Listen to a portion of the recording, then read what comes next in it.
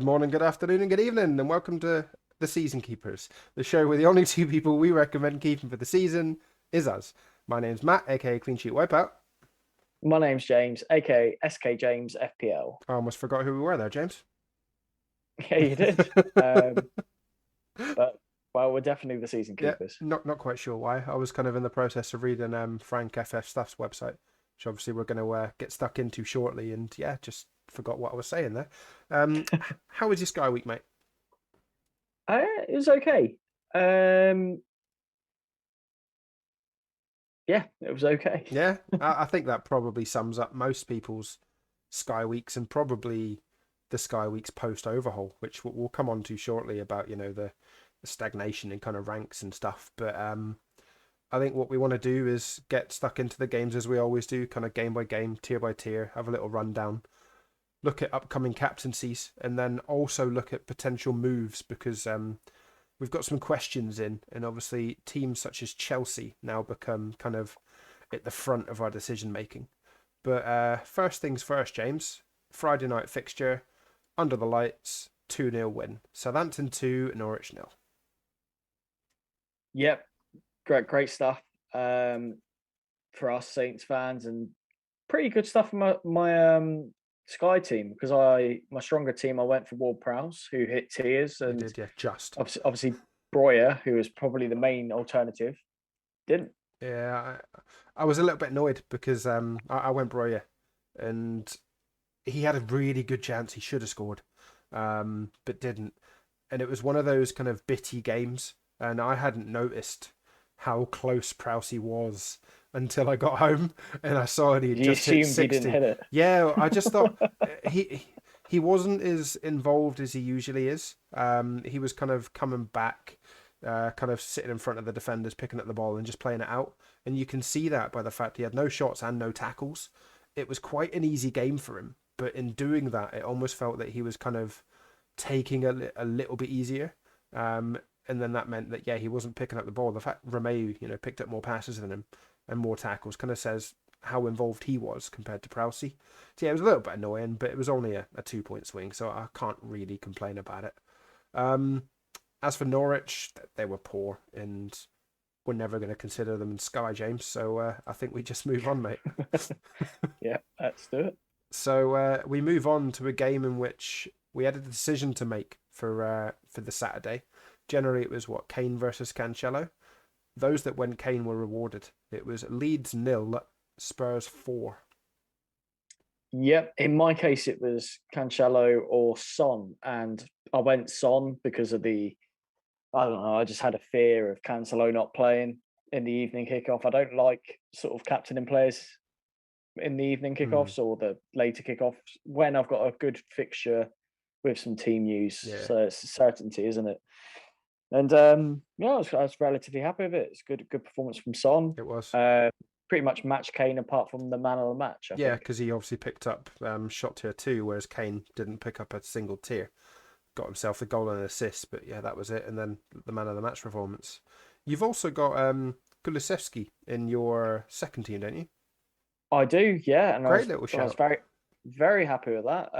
One of the 8 people in the Yeah, top 1K that had him at that point. good man. Honestly, yeah. When I saw we discussed about it, and you said, "Yeah, I've brought him in," it's like, "Fuck, okay, fair play."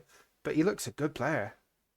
Yeah, very good player. I've been impressed since the first game that I've seen him play. I was just very impressed with his touch, Mm. his delivery, and his shooting. He nearly scored a second goal Yeah, with Meslier, identical to the first, but it was a good save. it was. Yeah, it was very good. I was very impressed by Spurs, but it was almost expected, given they were playing, a Leeds that Yeah.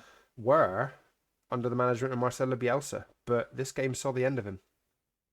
Yes, it did. And I think if they weren't off the back of like 2 or 3 pastings, I think a lot more people would have captained a City player. Yeah, I think we sort of smelt blood, really. yeah. And that's why we all went for sort of Spurs players. And yeah, it paid off. And I'm sad to see Bielsa go. Likewise. Yeah, very much enjoyed their football. And I'm gonna miss the translator more than anything. yeah, it's a good old translator there every week. Love him. Yeah, it's going to be interesting to see how they play now. Maybe that might make some of their players different or more interesting in terms of Sky. Yeah, Maybe a few more defenders picking up passing tier, tackle tier. Who knows? exactly, and I'm hoping it sees an improvement in Rafinha, for instance, because he's sitting there as an asset with me at the moment, and I don't really want to move him on. Um, he's obviously got an upcoming double, technically for Sky, so I'm hoping that pays off holding him. But yeah, he looked a bit out of sorts in this one. Yeah, it is a tough game for them, but yeah, hopefully new manager he'll get reinvigorated. Although I say hopefully, I don't own him in either team, so I hope he does shit. Hey, it does feel when I own him, he does fuck all, and then when I sell him, that's when he goes in the hole. So I'm just keeping him for now. Yeah, if you sell him, he's going off. 100%, exactly. So let's move on to the next game, and not many of us are going to have any assets from this, but we'll quickly touch on it anyway. Mainly for the 9 saves of David Raya. It was Brentford 0, Newcastle 2. Yeah, great amount of saves for Raya and the Brentford goal. Don't think I'll be looking at players from either of these teams, to be honest. Obviously, you do have Norgard, but even he didn't deliver this game in terms of his normal tackle tier. Joel Linton was the only player to hit tackle tier. Obviously, he's now playing in the centre of midfield, and we know how Newcastle midfielders like their tackles. Yeah, Willock just shy. Obviously, scored a goal. I imagine he'd be quite a decent differential. So obviously, got Newcastle got a bit of a glut of games coming up, so you could hop onto them. exactly. And we did both just say that we wouldn't, but Newcastle, I think, are a team that we really have to consider because obviously, I think it's Thursday the 17th. They've got that single against Everton. I think Um, I'd rather a Newcastle player than I would an yeah, yeah, Everton player. yeah, 100%. And I think with Newcastle's little run that they've got coming up, why not, if you are chasing someone like a Willock, could be a good option. Or if you're looking for maybe the daisy chain, you could always go from like Pope to Dubravka, for instance, cover off the Newcastle games and then move him on. I think there are options for Newcastle to take a punt for a couple of weeks, particularly obviously Newcastle play on the Thursday the 10th. So that might be a decent little hop on point. And then Yeah, post that, the only issue is the fact that obviously there's then games on the Saturday. They don't play till the Sunday, which is away at Chelsea. It's tough. But then they do have again the next double, which is the Thursday night. So for me, a Pope to Dubravka is quite a possibility because I expect he could get, at least saved here against Chelsea. That Everton game could very well keep a clean sheet. And if he keeps a clean sheet, possible man of the match. So that's worth a consideration in my books. yeah, agreed. From the Everton side, I don't think I'll be going anywhere near there. I'm definitely not Calvert Lewin, put it that way. Burnt too many times by him. Let's move swiftly on to the next game, which was Palace Burnley. Do we have to? Um, it was annoying because obviously you've got Nick Pope and yeah, he picked himself up save tier 1, but didn't get the clean sheet that we were probably expecting. Yeah, a bit of a shame. I'm also on Veghorst in my good team as well, so I expected maybe at least a shot tier out of Mm, this, and to get nothing was pretty disappointing. yeah, it's frustrating, wasn't it? I Yeah, think it's one nothing of for those Gallagher games. as well. No, exactly. Worth mentioning. Yeah, he was a tackle away from tackle tier, which seems to be the case quite often, except for maybe when they're chasing the game and he seems to pick up 3 or 4 tackles in the last like 10, 15 minutes. But yeah, it wasn't the case this time round, and he was kind of rested midweek in the FA Cup. Obviously came on, but hopefully that's a positive sign and that he should be fit and firing for the weekend. I hope so. And then moving on to Man United, and if you hadn't already moved off of your United assets, I expect you probably should be now. It was Man United 0, Watford 0. Yeah, I'm on Bruno Fernandes, and yeah, just shot tier. Obviously, one pass away from passing tier as well. As I Yeah, was I've seen that. pretty disappointed. I've only just realised that now. The passing tier. I thought it was further It's away, a kick in but the teeth. yeah, I expected a return, an attack and return against Watford, but yeah, nothing. On the Watford side, Foster got a clean sheet, and saved here. Sissoko got tackled here. But yeah, you're not going anywhere near Watford, and maybe you shouldn't even go anywhere near Man United at the moment. Yeah, and I think you've probably got a real decision to make because obviously Man United don't play till this Sunday, and they're away at Man City. So the decision could be: do you just forget about that and move to a player that you potentially want for the future game weeks that could possibly play on the Saturday, or do you then keep taking the risk of, oh, I'll hold him for one more game, I'll hold him for one more week? I think it's tricky because obviously you've got the hop on point on the Thursday for maybe the likes of Chelsea. If you've got the team set up in a certain way, you could maybe go Bruno to a Chelsea defender, for instance. But you have to have four in midfield to be able to do that. So I think there's a real decision with those with three in midfield. Do you do that, or do you then hold until, say, Saturday the 12th when they play Spurs, and then move on to those playing on the Sunday? I think it's quite a tough decision. It was easy with Ronaldo because we had that perfect point, but Bruno, I think it was trickier. Yeah, it is tough, and I think what I'm more likely to do is probably get rid of him ahead of this Saturday, and then pick one of those teams playing on the Saturday. Yeah, I think you won't be the only one. Maybe even a Chelsea double up, Mm. because inevitably people are going to get one Chelsea asset, but then that kind of removes the advantage. I think you have to have a minimum of two if you go in there. So then I may go two. So I think be it Thiago Silva and a Mount, or Thiago Silva and a Rudiger. I think Rudiger and Thiago Silva is probably going to be the most popular double up, and I expect if you go one, you'll probably go two. I don't think many will go two. I think a lot will go one. I reckon about 80% of people will have one Chelsea defender. Oh yeah, and easily. Then yeah, comfortably. Probably about 45% may have two, maybe 30% may have two. Okay, it's definitely so we can keep an eye on Frank's site about team ownership and whatnot. But yeah, I think it's going to be a really interesting period for Chelsea assets. I mean, it's a great double, isn't it? Oh yeah, 100%, really good. Moving on then to the Brighton fixture, and I've just seen the amount of passes that Lewis Dunk made, albeit in a 2-0 loss. It was Brighton 0, Aston Villa 2. Yeah, you can't blame him. He was trying. He's done enough passes. 114 passes. Jesus. Fucking hell, that's more than the whole of probably Villa's defence and midfield. Yeah, easily. Yeah. I think so. It's absolutely ridiculous. Yes, if you haven't already moved off of a Brighton player, you probably have, especially if you had Webster. Yeah. I'd recommend moving off of them because, well, you're probably not on Dunk because he was injured. You might be on Veltman. Possibly. I guess you could stay on them just because they do still tick over with the passing tier for quite a cheap price. That's the thing. And obviously they've got 3 games in the next 2 weeks. They've got Newcastle, but then it's Liverpool at home and Tottenham at home. And I think they're going to be tougher games. And I don't expect them to get passing against Liverpool because of the press. Yeah, they shouldn't do. They shouldn't have that much of the ball. So they'll have a lot of the ball against Spurs.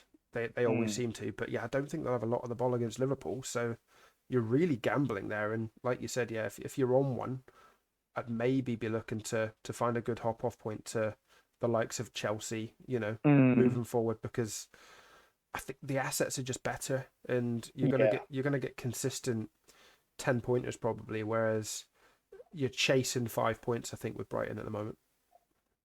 Yeah, agreed. I think if you can afford the upgrade to a Chelsea defender, then you're not just getting the bonus tiers, but you're also getting clean sheets, which I don't think you'll have with Brighton. No, agreed. All right, and then jumping on to what was quite a controversial finish to the game, but it was good for those that are obviously holding Man City defensive assets. It was Everton 0, Man City 1. Yeah, good performance for Man City assets. Laporte, Diaz, Rodri all hitting tier 2 passing. Even Pickford coming away with 7 saves, quite impressive. Yeah. I was a bit game closer than I expected, to be honest. Yeah, it was. Expected Man City to win by 2 or 3, to be honest, and obviously it wasn't the case, and they nearly actually drew the game.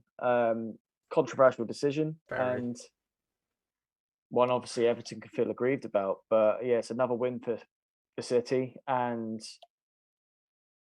very good pick for Phil Foden owners. If anyone's on him, that's a great shout. Yeah, well, I think I was a little bit frustrated because obviously Laporte was 1 tackle away from tackle tier 1, and a lot of people sold him. I chose to I keep did. him. I know, exactly. I chose to keep him for this game just because I thought it would be comfortable for them at the back.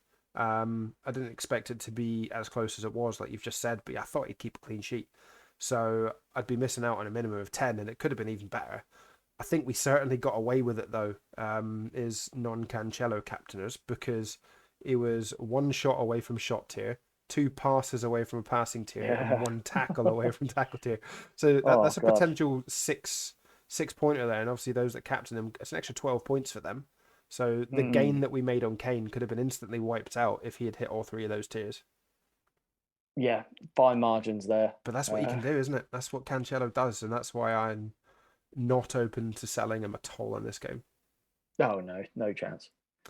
Then moving on to the Sunday fixture, there was obviously a decision between whether we go with a Jared Bowen or whether we go with the Wolves defender. And looking at it, should have gone with the Wolves defender, even though they lost 1-0. Passing tier was in there for Max Kilman. It was West Ham 1, Wolves 0.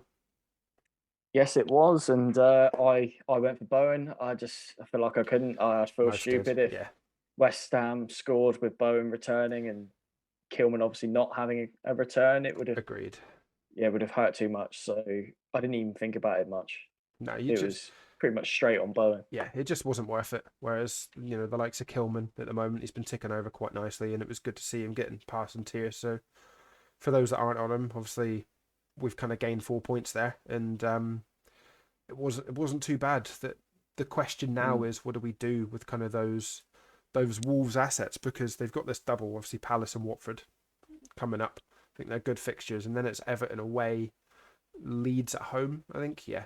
So I had penned in to move Kilman on, but I'm not sure I can at the moment. Yeah, I'm just trying to think of when I could hop off. Maybe after that Everton. Nah, but then you got the game against Leeds, Yeah, which I'll need for coverage as well because I don't have a Leeds player. exactly. I've got Rafinha for that one, so it depends on what I see from them as to whether I Mm. do then move off post that Everton game. But I think it's tough. It's a tough call. And I think we people should probably, if in doubt, keep him yeah, because Wolves' defense have been quite strong, and I don't think there's many defenses, especially at that price, that can match them. exactly. And they're consistent. That's the thing, and their games are always Dirt tight. cheap. Exactly. So at his price and the value and the points that he's getting, I think, yeah, for me, he's at least there for the next 3 games and potentially longer. Let's move on then to the final game of the game week before we get on to discussions about our team and then potential moves. And obviously, it was a game in which, if you've got him, most of us would have captained Pope. I saw quite a few people bringing in the likes of Tielemans, but it ended up being Burnley 0, Leicester 2. Yeah, I'm bloody glad I captain Pope and didn't go Weghorst. I had the choice. Yeah, Um, don't get me wrong, I was tempted to try and gain ground, but I was more worried about losing ground. So I went with the what would be the probably the biggest choice and went for Pope. yeah, what 76% in the top 1K, and it was looking even better. Obviously, it looked like they were keeping a comfortable clean sheet until Vardy and Madison came off the bench and changed the game. But I think this sums up the laughability of the old man of the match sometimes. As yeah, I would have given him it if they had kept a clean sheet, but I thought Vardy, even for the cameo that he came on, changed the game. Possibly could have been a great shout for it, and I think we got lucky with the extra 6 points there as captain. Yeah, big surprise for the man of the match for me anyway. Very much take But it. yeah, you definitely will. Pleasantly surprised, but I feel like I'm gonna have to obviously hop off of Veghorst now. Yeah, yeah. I think if you're on Veghorst, it's time to go, mate. Right, Right then. Claude. Right, let's quickly jump onto our teams then before we get into the discussion about where we're going to go and who we're going to load up on. So I think this week was another reasonable week. It was one of those that there doesn't seem to be a lot of movement, but when there is, you gain kind of 50 odd places. For me, I got 75 in team 1 and 77 in team 2. So, Bloody hell. team 1 jumped That up was good. to it was all right. Team 1 jumped up to just above 1K. So that since overhaul, Team One's done well. It's jumped up 450 places, and this is the one that I've still got 18 transfers left. So I feel like I've got the transfers in hand. I just don't know where to use them. That's the biggest thing. I'm hoping that I can maybe push on. Whereas Team Two's got 14 left. I still think it's a good number at this stage, and that's at 600. So yeah, I think I'm mainly targeting some mini leagues now. It's out of the question that I'm probably going to finish the top 100. So we'll move from there.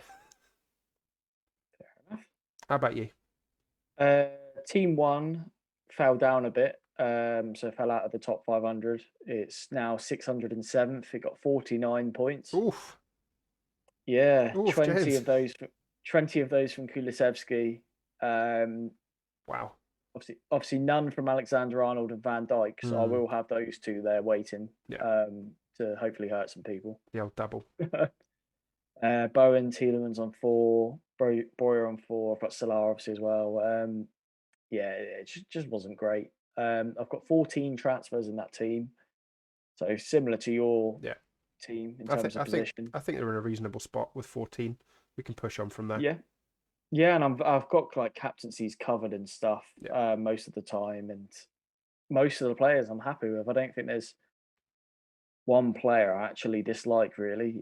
Maybe arguably Bruno because of the fixtures, and I'll probably end up moving him on. Yeah. But other than that, I'm actually quite happy with the players. Oh, nice.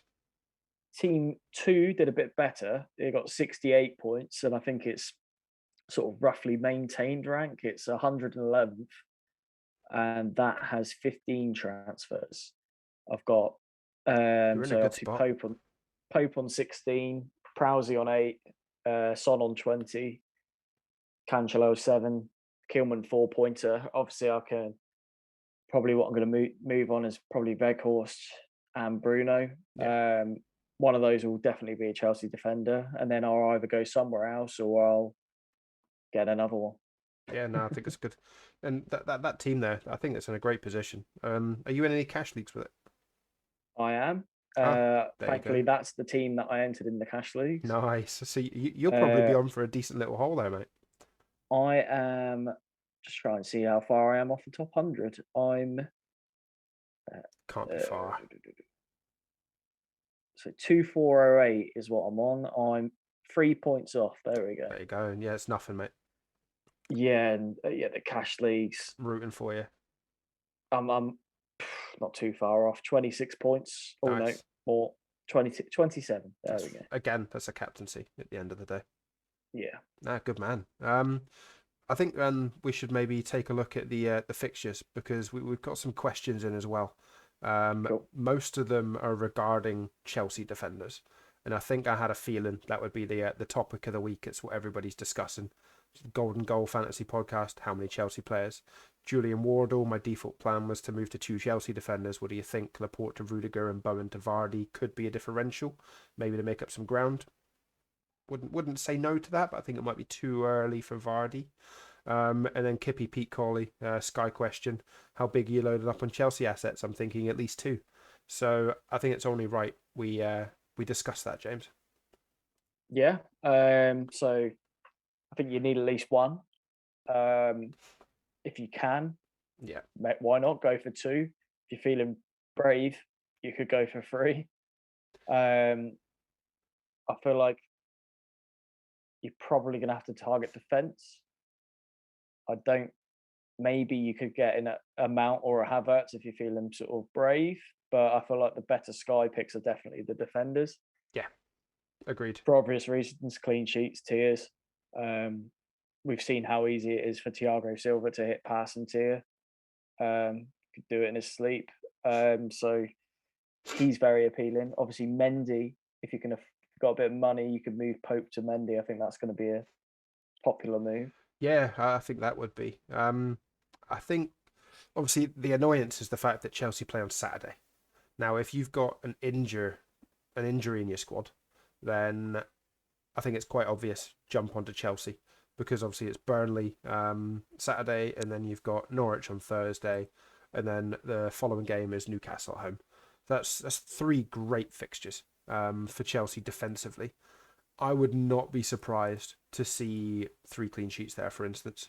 For me, I've got Kyle Walker in my second team, the one with 14 transfers. Now I'm binning him off. I don't even care about the fact that City play Man United on Sunday because he's already been dropped a couple of times. This was supposed to be the player that's banned from the Champions League. So is nailed for the Premier League. Oh, how we were slightly wrong. And yeah, he obviously rested against Everton as well. So I think he's gone. Had enough. Yeah, I'm just going to jump straight to Rudiger, and then I've got a decision to make whether I move either Laporte or Trent probably to a second Chelsea on Thursday because we get to see the lineup. In my other team, it's a bit more of a predicament because that team's got 5 at the back.